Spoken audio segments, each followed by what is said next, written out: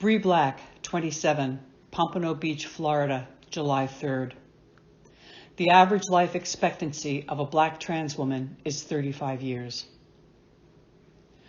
Like everyone, what she wanted from life was independence. Just the usual American dream with its varied and fixed rewards, health, the safety to travel, to walk without fear on the street, and at the end of the day, when it was time to sleep, silence. She wanted to live and be recognized in the world as a woman who could keep a job, enjoy her life, and have her own crowd. That weekend, on her own block, close to home, in the crowd was someone who shot her and ended her hard-won independence. No one can say if she was shot because she was a trans woman.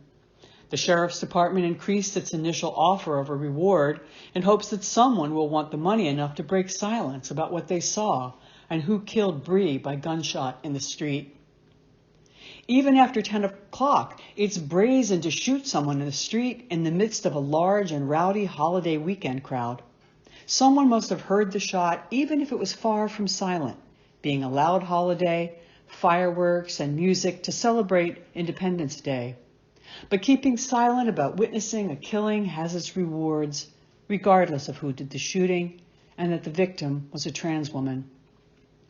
American independence didn't change life for American women or most men. Black people were expected to step into the street if they met a white person. If they didn't, they reaped a violent reward, public humiliation at least, or flogging before an angry crowd.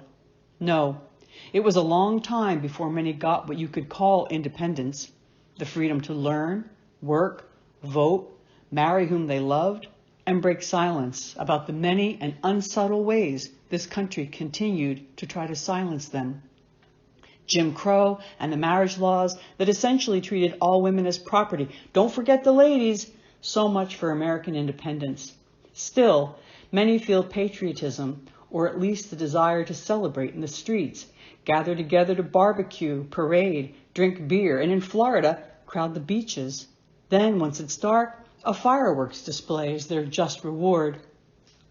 Bree went out close to home to be part of the action, to celebrate, and her reward, American, taxpayer, employee, her parents' child, was to be forever silenced there, shot by an unseen killer who disappeared into the holiday crowd.